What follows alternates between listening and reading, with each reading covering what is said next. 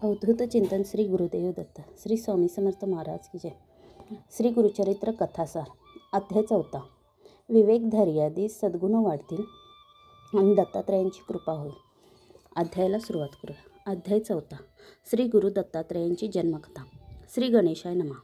नामधारकांची विनंती ऐकून सिद्ध म्हणाले, तुम्ही जिज्ञासेने खूप चांगला प्रश्न विचारला आहे। तुमच्या प्रश्नामुळे ती कथा मला साध्यंत आठवत आहे। मी तुम्हाला अत्री ऋषींची सृष्टीच्या उत्पत्तीपासूनची समग्र कथा सांगतो, ऐका। सृष्टीच्या उत्पत्तीपूर्वी सर्व जलमय होते। नंतर त्यात हिरण्यगर्भ निर्माण झाले। हिरण्यगर्भ म्हणजेच रजोगुणापासून उत्पन्न झालेले ब्रह्मदेव। त्या हिरण्यगर्भाला ब्रह्मांड असेही म्हणतात। पुढे त्यांची 2 शकले झाली, आकाश आणि भूमी। ब्रह्माजींनी त्यामध्ये 14 भुवनांची रचना केली। तसेच 10 दिशा, काळ, मन, बुद्धी, वाणी व काम, क्रोधादी षडविकार यांचीही निर्मिती केली। मग त्या सृष्टीची आणखी विस्तृत रचना करण्यासाठी मरीची, अत्री, आंगिरस, पुलस्त्य, पुलह, क्रतु आणि वसिष्ठ असे 7 मानसपुत्र निर्माण केले। ते सप्तर्षी म्हणून प्रख्यात आहेत। अनुसूया या अत्री ऋषींच्या पत्नी, त्याच जगद जननी जगदंबा, त्या अतिशय सुंदर होत्या, महान पतिव्रता होत्या। त्यांच्या पतिसेवेचा पुण्यप्रभाव इतका वाढला की त्या पुण्याईच्या बळावर त्या स्वर्गाच्या स्वामिनी होतात की काय अशी देवांना चिंता वाटू लागली। तेव्हा इंद्रादी सर्व देवांनी ब्रह्मा, विष्णू, महेश यांची भेट घेतली। त्यांना अत्री आणि अनुसया यांची सर्व हकीकत सांगितली। देवराज म्हणाले, अत्री ऋषी हे थोर तपस्वी आहेत। त्यांच्या पत्नी अनुसया मोठ्या पतिव्रता आहेत। त्या काया वाचा मनाने पतिसेवा करतात, आलेल्या अतिथींचे पूजन करतात व कोणालाही विनमुख पाठवत नाहीत। त्यांचे अलौकिक आचरण पाहून नारायणही घाबरतात। त्यांना त्रास होऊ नये म्हणून ते मंद उष्णता देतात। त्यांच्यासाठी अग्नी शीतल होतो, वायू सौम्य वाहतो, तर त्यांच्या पावलांना त्रास देऊ नये म्हणून भूमी मृदू होते। त्यांना उपद्रव झाल्यास त्या शाप देतील की काय अशी आम्हाला सतत भीती वाटते। त्यांचा पुण्यप्रभाव इतका थोर आहे की आमच्यापैकी कोणाचेही स्थान त्या हिरावून घेऊ शकतात। शिवाय त्यांनी एखाद्याला वर दिल्यास तो आम्हालाही मारू शकतो। म्हणून तुम्ही त्रिदेवांनी यावर काहीतरी उपाययोजना करा, अन्यथा भविष्यात आम्ही सर्व देव त्यांची सेवा करत आहोत असे दृश्य दिसेल। देवांचे गाराणे ऐकून ब्रह्मा, विष्णू व महेश यांना राग आला। चला, आपण स्वतःच जाऊन त्यांच्या पतिव्रतेची परीक्षा घेऊ आणि त्यांचा व्रतभंग करून त्यांना यमसदनी पाठवू असे बोलून त्यांनी देवांना अभय दिले। त्यानंतर तिघेही अनुसयांचे सत्व पाहण्यासाठी भिक्षुकांच्या रूपाने अत्रींच्या आश्रमद्वारे आले। त्यावेळी ते ऋषी अनुष्ठानासाठी बाहेर गेले होते। आश्रमात अनुसूया एकट्याच होत्या। भिक्षुकांनी त्यांना हाक मारली, म्हणाले, हे सती, तुमच्या आश्रमात नेहमी अन्न संतर्पण होते आणि तुम्ही अभ्यागतांना इच्छाभोजन देता। अशी तुमची कीर्ती ऐकून आम्ही ब्राह्मण अतिथी म्हणून इथे आलो आहोत। आम्हाला भूक लागली आहे, म्हणून लवकरात लवकर इच्छाभोजन द्या, अन्यथा आम्ही अन्यत्र जातो। त्यांचे हाक ऐकून अनुसूया बाहेर आल्या। त्यांनी भिक्षुकांना वंदन करून आदराने आश्रमात नेले। त्यांचे पाय धुतले, बसण्यासाठी आसन दिले, अर्घ्यपाद्यादिक उपचारांनी त्यांचे स्वागत केले व म्हणाल्या, मी भोजनांची तयारी करते, तोपर्यंत तुम्ही स्नानादी नित्यकर्म उरकून या। ते म्हणाले, आम्ही स्नान करूनच आलो आहोत आणि अत्री ऋषी येईपर्यंत थांबणे आम्हाला शक्य नाही, म्हणून लवकर भोजन द्या। तेव्हा ठीक आहे असे बोलून त्यांनी पाट मांडले, अतिथींना त्यावर बसवले, मग पात्रे मांडून वाढण्यासाठी अन्न आणले। तेव्हा भिक्षुक म्हणाले, हे सती, आम्ही तुमच्या सौंदर्याची कीर्ती ऐकून इतक्या दुरून आलो आहोत। तुमच्या हातच्या स्वयंपाकाची चव घ्यावी, त्याचबरोबर तुमचे विवस्त्र सौंदर्य पाहावे अशी आमची इच्छा आहे। म्हणून तुम्ही नग्न होऊन आम्हाला भोजन वाढा। हे शक्य असेल तरच आम्ही जेवू, अन्यथा उपोषित निघून जाऊ। हे ऐकून अनुसूयांना मोठा प्रश्न पडला।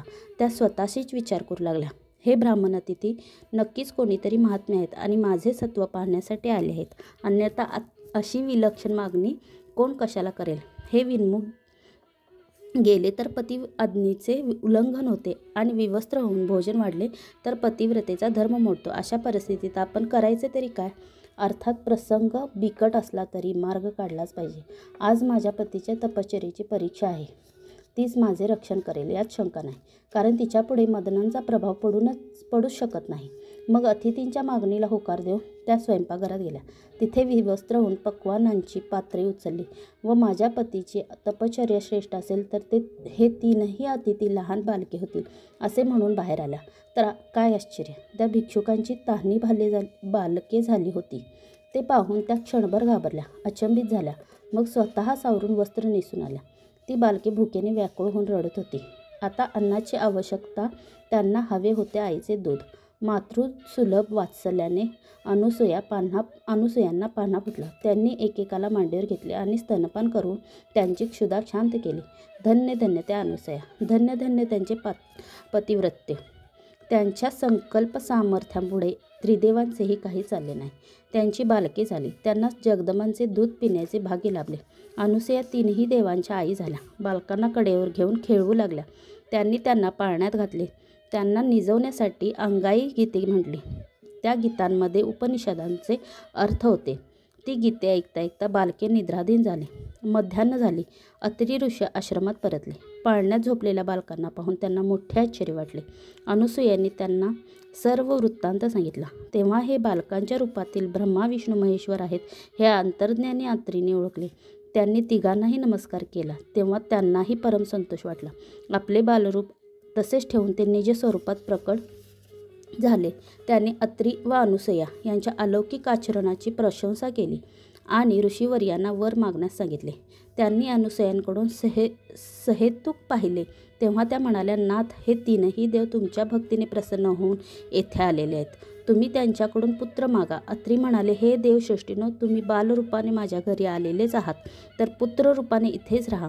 तेव्हा तथास्तु असा आशीर्वाद देऊन ते निजस्थानी परत गेले.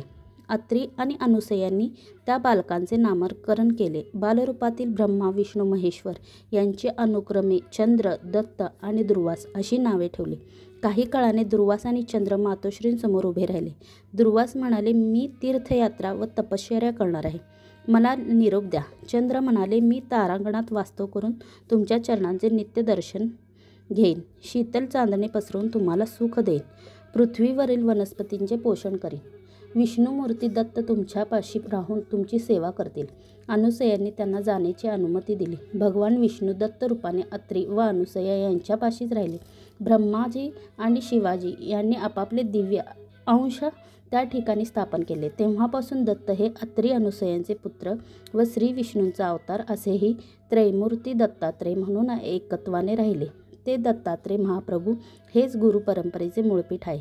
सिद्धांनी नामधारकांना दत्त जन्मांची अद्भुत कथा सांगितली. ती श्रवण करून त्यांना अपार धन्यता वाटली. ते म्हणाले, महाराज, आज तुमच्या कृपाप्रसादाने मला दत्तावतारांची मूळ कथा ऐकण्याचे भाग्य लाभले. माझ्या ज्ञानात भर पडली. आता श्री गुरु दत्तात्रयांचे पुढे कोणकोणते अवतार झाले याविषयी सविस्तर सांगा. अध्याय 4 समाप्त. अवधूत चिंतन. श्री गुरुदेव दत्त. श्री स्वामी समर्थ महाराज की जय.